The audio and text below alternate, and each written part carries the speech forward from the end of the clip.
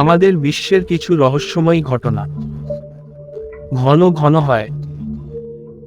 কিছু ঘটনার কথা আমরা জানতে পারি এবং এরকম কিছু ঘটনা যার সম্পর্কে কোন তথ্য নেই, এমনকি সাধারণ মানুষকেও চোরা শিকার করতে দেওয়া হচ্ছে না, নতুবা ঘটনার চিকিৎসা হতো হয়।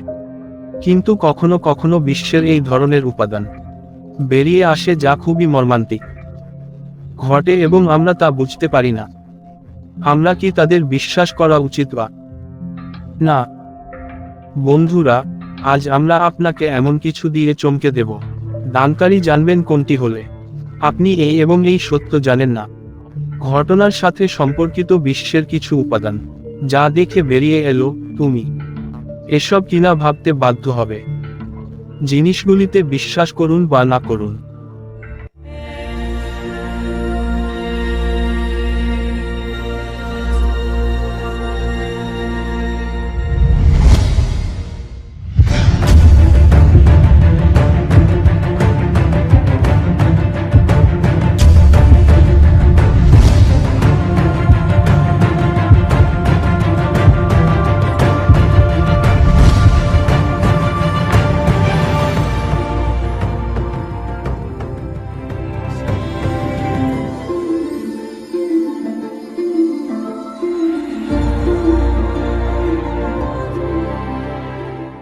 স্পেস 48 একটি স্পেস শাটল মিশন ছিল যা 1991 সালের 12 সেপ্টেম্বর চালু হয়েছিল এবং মিশন শেষ হওয়ার পর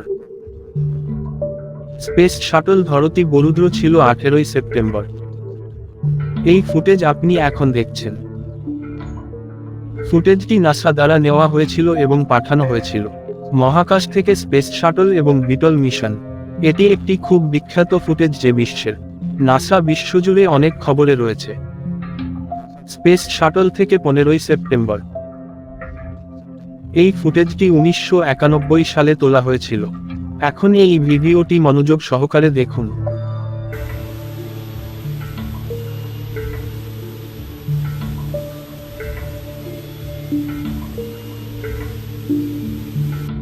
অজানা বস্তু হঠাৎ দেখা দেয়, ডানে বামে যাচ্ছে, পথ এক ঝলকানি এবং তারপর হঠাৎ এই বস্তুটি তার গতি পরিবর্তন করে এবং গতিতে মহাকাশে যায়। তারপর আমরা নিচে থেকে দুটি লাইন আঁকলাম।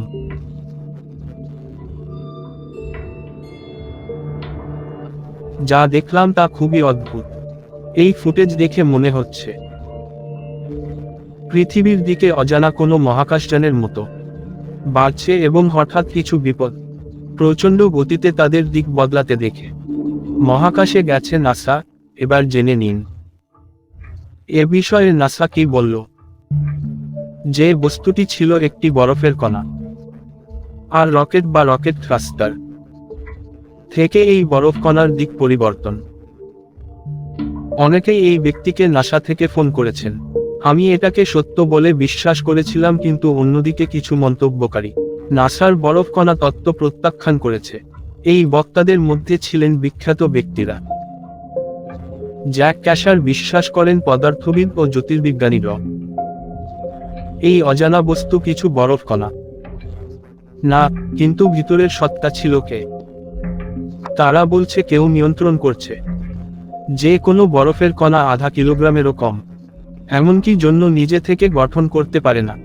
যখন এই ফুটেজ দেখা যাচ্ছে যে এই ইউএফও পৃথিবীর দিকে চলে যাচ্ছে এবং তারপর একটি আলো জ্বলে যায়, এরপর অর্ধশতকের মতো ইউএফও ফর্মের বিপরীত দিকে খুব দ্রুত আন্দোলন। বন্ধুরা, এই ফুটেজ সত্যিই বেরিয়ে এসেছে। এটা সত্যিই মন বগলিং। থ্রাস্টারের কারণে এই বরফের কণাগুলো তাই। যদি এটি দ্রুত পাস করতে পারে, ভিডিওটি মনোযোগ দিয়ে দেখলে মনে হবে যেন কোনো ইউএফও ক্ষেপণাস্ত্রের আঘাতে আঘাত হেনেছে। হামলার চেষ্টা চলছে। এখন স্টিয়াস 48 এর এই ফুটেজ পাওয়া যাচ্ছে। দেখুন, এটিতেও একটি উপ আইটেম দৃশ্যমান। কোনটি হঠাৎ তার দিক পরিবর্তন করে। মহাকাশে এমন কত অদ্ভুত ঘটনা ঘটে কে জানে। ঘটতে থাকুন এবং এই সিদ্ধান্ত শুধুমাত্র এনএসএ দ্বারা নেওয়া হয়েছে। শুধু কত তথ্যই পারে বিশ্ব। তোমায় বলি আরো কত বন্ধু। নাসা ঠিক হতে পারে, কিন্তু আপনি কি সত্যি এই বিশ্বাস করতে প্রস্তুত যে এটা শুধু বরফ কণা ছিল? এবার জেনে নেওয়া যাক আরেকটি বিখ্যাত সুন্নত নিউ মেক্সিকো সিটি রোজওয়েল সম্পর্কে। রোজওয়েল দৈনিক রেকর্ড জুলাইয়ের ৮, ১৯৪৭ নাম। জনৈক আকবর এমন একটি খবর প্রকাশ করেন।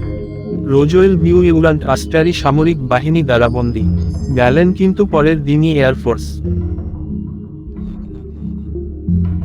রোজওয়েল এলাকায় ওই কর্মকর্তা জানান, কোন উফো বিধ্বস্ত হয় না। একটা বেদের ভেলুন পড়েছে, কিন্তু এই গল্প কিছু সময়ের জন্য বিষয়টি এখানেই শেষ হয়নি। দুর্ঘটনাস্থলে নিচের কয়েকজন উপস্থিত ছিলেন। প্রত্যক্ষদর্শীরা জানান তারা আসলে একটি দেখেছেন ইউএফও বিধ্বস্ত হতে দেখা যায় এবং যা থেকে কিছু এলিয়েনও পাওয়া গেছে। এটি মার্কিন বিমান বাহিনীর চিকিৎসকরা পরীক্ষা করেছেন। আমেরিকান কর্মকর্তাদেরও করা হয়েছিল। ডাক্তার এডগার মিচেল এটি ঢেকে দিয়েছেন, যিনি একজন নৌবাহিনীর কর্মকর্তা, ইঞ্জিনিয়ার, নাসা ছিলেন। মহাকাশচারী এবং মহান এক, যারা সমুদ্রে পা রেখেছিল। ১৯৭১ সালে অ্যাপোলো ১৪ এ ডাক্তার এডগার মিচেল ২৩শে জুলাই চাঁদে গিয়েছিলেন। ২০০৮ সালের রং রেডিও নামে একটি অনুষ্ঠান ডক্টর এডগার মিচেলের সাথে একটি সাক্ষাৎকারে দাবি করেছেন যে রোজো এলিফো ক্রস সত্যি ঘটেছে এবং এলিয়েনরা বহুবার মানুষকে আক্রমণ করেছে। এ বিষয়েও যোগাযোগ করেছেন ডক্টর এডগার মিচেল এবং আরও অনেকে। আপনি ইন্টারভিউতে বলেছেন যে আপনি যদি ইন্টারনেট ব্যবহার করেন, কিন্তু সার্চ করলে তার অনেক ভিডিও পাওয়া যাবে। আপনার মনে হয় এমন বন্ধুদের সাথে দেখা হবে। বিশ্বে ডক্টর এডগার মিচেলের মতো মহান ব্যক্তিত্ব সামনে কোনো কাল্পনিক কথা বলে, যাই হোক না কেন, নিজেকে নিয়ে মজা করব, কিন্তু কখনোই না। কখনো কখনো সত্য কল্পনার চেয়েও খারাপ। আপনি যদি এই তথ্য পছন্দ করেন তাহলে বন্ধুরা লাইক দিন। আমাদের লক্ষ্য সত্য বিশ্বের মধ্যে এটি আপনার কাছে আনা। এখন পর্যন্ত এরকম অনেক উপায় আছে আমরা শুনেছি, এবং আপনি যদি এই গোপন কথা শুনুন, আপনি যদি আমাদের সম্পর্কে জানতে চান, চ্যানেল সাবস্ক্রাইব করতে ভুলবেন না।